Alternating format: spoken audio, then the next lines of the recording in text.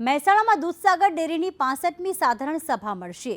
Chairman Ashok ચૌધરીએ ભાવફેરની જાહેરાત આખરે કરી દીધી છે અને પશુપાલકોને ભાવફેર તરીકે 437 કરોડની રકમ ફાળવવામાં આવી છે। ખાસ આજે સામાન્ય સભા મળી અને એમાં આ નિર્ણય લેવામાં આવ્યો।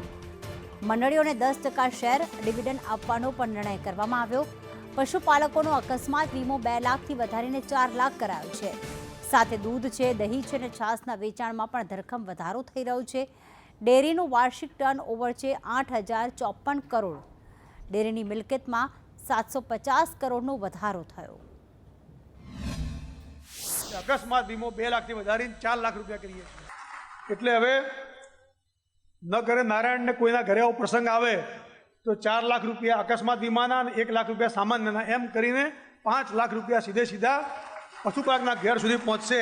ગયા વર્ષે 402 કરોડ રૂપિયા વધારો આપ્યો હતો, આ વખતે 437 કરોડ રૂપિયા વધારો જાહેર કરીએ છીએ અને નિયામક મંડળ કાયમ માટે આ બાબતની ચિંતા કરતું હોય છે કે પશુપાલકના દૂધના સારા ભાવ મળે, વર્ષના અંતે સારો ભાવ વધારો મળે। એટલા માટે આ આખું બોર્ડ ખૂબ ચિંતા કરીને કામ કરતું હોય છે। ભાઈ 5 મિનિટ બેઠો, એ વધારો મળી જશે, કાલે ખાતામાં જમા આવી જશે, ચિંતા ના કરતા।